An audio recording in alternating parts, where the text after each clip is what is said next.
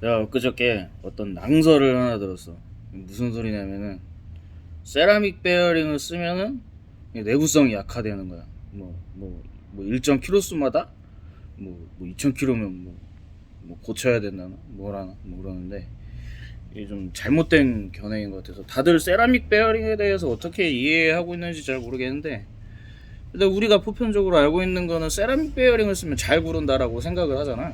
근데 일반적으로 세라믹 베어링의 특징은 고회전, 존나게 고회전을 하는 상황에 이제 필요한 베어링 같은 경우에 스틸 베어링은 좀 열에 취약해. 근데 세라믹 베어링은 고온에서도 존나 잘 견디는 특성이 있어. 그래서 내열성이 필요한 그런 회전체에는 세라믹 베어링을 쓰는 게 산업군에서 일반적인데, 그게 세라믹 베어링의 가장 주된 특징이야. 열에서도 변형이 적거나 늘러붙거나 하지 않아. 열에 강해.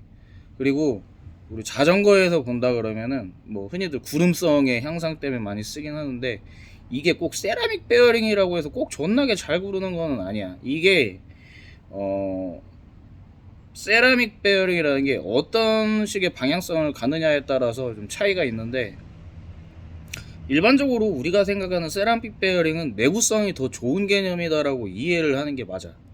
왜냐면 세라믹이라는 게 내마모성도 뛰어나고 내열성도 뛰어나고 뭐 하기 때문에 어 일단은 오히려 이제 더 오래 쓰기에도 좋고 빨리 안 닳아지거든. 이게 내마모성이 뛰어나서 빨리 안 닳아지고, 그 다음에 뭐 이게 세라믹 베어링 같은 경우에 구리스나 오일을 많이 필요로 하지 않기 때문에 오염에도 좀 덜 취약해, 이게 일반 저기보다는. 그래서 기본적으로는 오히려 그 저기 부식 같은 게 또 염려가 없지. 뭐 녹이 난다던가 그런 거에 의한 손상이 없기 때문에 이제 내식성, 내마모성, 내열성 뭐 이런 식이야 세라믹 베어링의 특징은. 그렇기 때문에 우리가 보편적으로는 세라믹 베어링을 쓴다 하면 내구성이 더 좋다라고 보는 게 더 합리적이야. 그리고 이제 우리가 이제 이건 좀 다른 얘기야. 그러니까 뭐 일단은 첫 번째 화제는 정리가 됐어. 세라믹 베어링이 내구성이 약한 게 아니다. 그건 잘못된 어떤 그 낭설이다라고 보면 되고, 두 번째로 세라믹 베어링에도 나름의 방향성이라는 게 있어. 자전거 허브에 이렇게 적용할 때 우리가 대표적으로 너네들이 저기 뭐야 캄파놀로를 보면 컬트 세라믹 베어링이라는 최상급 그 휠에 들어가는 베어링이 있고, 그 밑에 보면 USB 세라믹이라는 베어링이 들어가는 휠이 있는데, 어떻게 보면 이 보라울트라는 레이스를 위한 시합용 휠이란 말이야. 그리고 그 밑에 USB 세라믹이 들어간 거는 가격대로 보나, 그 다음에 그 휠의 어떤 제품 구성이나 뭐 스펙, 뭐 스포크나 림 뭐 이런 걸 봤을 때는 어떤 레이스를 위한 사양은 아니라고 보면 돼. 뭐 시합 나가도 충분하긴 해. 근데 이제 굉장히 수준 있는 그런 이제 뭐 프로 선수들이나 이런 뛰는 수준에서는 조금 부족할 수 있겠지. 근데 이게 방향성이라는 게 어떤 부분을 얘기하고 싶은 거냐면, 아까 그 내구성 얘기 전에 나왔던 거, 이거는 내가 봤을 때 이런 부분인 것 같아.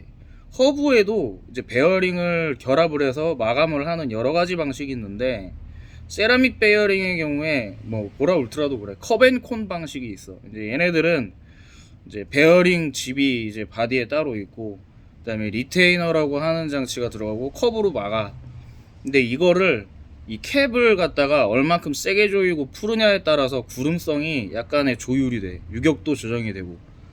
근데 이게 나사로 하는 방식이다 보니까 아무래도 우리가 계속 주행을 하다 보면 뭐 진동이나 이런 거에 의해서 약간의 풀림이 생길 수도 있고 그래. 근데 유격이 생기거나 그러면은 유격으로 인해서 베어링이 파손될 수가 있거든. 그러니까 그런 허브의 유격이나 컵앤콘 방식의 베어링의 어떤 그 강도 조정이 좀 중간에 이런 조정들이 필요하다고. 그걸 안 했을 때 망가질 수가 있지. 깨질 수도 있어, 이 베어링이라는 게. 그래서 어떤 그런 개념의 이제 내구성을 잘못 이해한 게 아닌가라는 생각이고, 아까 말한 USB 세라믹 베어링 같은 경우에 우리 주변에서 보면은 이제 뭐 10년 넘게 버티고 있는 샤말 울트라 같은 휠들을 볼 수가 있어. 근데 이게 처음에는 세라믹 베어링인데 왜 이렇게 구름성이 이렇게 특별하지 않지라는 생각을 할 거야. 일반적인 스틸 베어링이나 일반적인 휠들보다 이렇게 유별나게 잘 구르진 않아. 근데 이제 너네들이 잘 모르는 게 나중에 휠 얘기를 한번 조만간 할 건데 이 휠이라는 거는 구름성이 다는 아니야. 어떤 밸런스적인 측면도 중요해. 림의 강성, 스포크의 강성, 뒤틀림 강도, 뭐 이런 힘을 받았을 때 나가는 반발력, 이런 강도들 이런 게 되게 중요해 밸런스가. 근데 우리가 동호인들이니까 자전거를 쓸 때 내구성도 중요하지만 뭐 댄싱을 한다던가 오르막을 올라간다던가 할 때 휠 자체가 장력이 약한 휠이면은 휘청휘청 롤링이 생길 수도 있고 페달을 밟았는데 반발력이 바로바로 받침이 되지 않아서 이 페달을 밟았을 때 자전거가 바로 튀어나가주는 리스폰스가 부족할 수도 있다고. 그렇기 때문에 휠이라는 거는 뭐 어줍지 않은 뭐 100만 원 중반대 막 이런 득보잡 휠을 쓰는 것보다 오히려 메이저 브랜드에서 나온 강성이나 밸런스가 잘 잡힌 휠을 쓰는 게 훨씬 더 나은 선택일 수가 있어. 그래서 보라 울트라 같은 경우에는 구름성이 무지막지해. 근데 조금씩 그런 주기적인 정비가 필요해. 근데 샤말 울트라도 마찬가지 개념이 약간 있기는 한데 생각보다 이 컵앤콘 방식임에도 이 조정 주기가 그렇게 짧진 않아. 그리고 베어링 자체가 내구성 세팅이라 그런지 처음엔 안 그러는데 이게 나중에 이제 한 몇 년 쓰다 보면 존나게 잘 굴러. 옛날에 과거에 그 시마노에서 나오던 볼 베어링 허브들이 그랬어. 뭐 듀라이스나 XTR들 처음에는 잘 안 구르는데 이게 수명이 존나 길어. 그래가지고 한 몇 년 막 굴리다 보면은 망가지지 않는데 존나게 잘 굴러. 지금 그 샤말 울트라가 그래. 이 세라믹 베어링도 어떤 동호인들이 사용하기에 적합한 적정한 이상의 수준의 성능을 가지고 그러면서 이제 어느 정도의 이제 내구성과 뭐 이런 동호인들이 쓰기 편한 뭐 하나 사가지고 오래 쓰면서 성능도 어느 정도 뒷받침해주는 이런 개념의 휠인 거고 보라울트라는 그냥 씨발 존나 좋은 거지. 근데 뭐 그렇다고 해서 보라울트라가 내구성이 현저하게 떨어지는 휠은 아닌데 이런 방향성의 차이가 있기 때문에 우리가 꼭 이 휠을 상하로만 나누는 것도 바람직한 관점은 아니다라고 생각을 하고 세라믹 베어링에 대해서도 어떤 포커스에 내가 두고 어떤 상품을 어떤 상품이 어떤 특성을 지녔는지 알고 제품을 고르는 것도 하나의 요령이다. 세라믹이라고 뭐 다 똑같은 건 아니기 때문에. 나 전화 온다.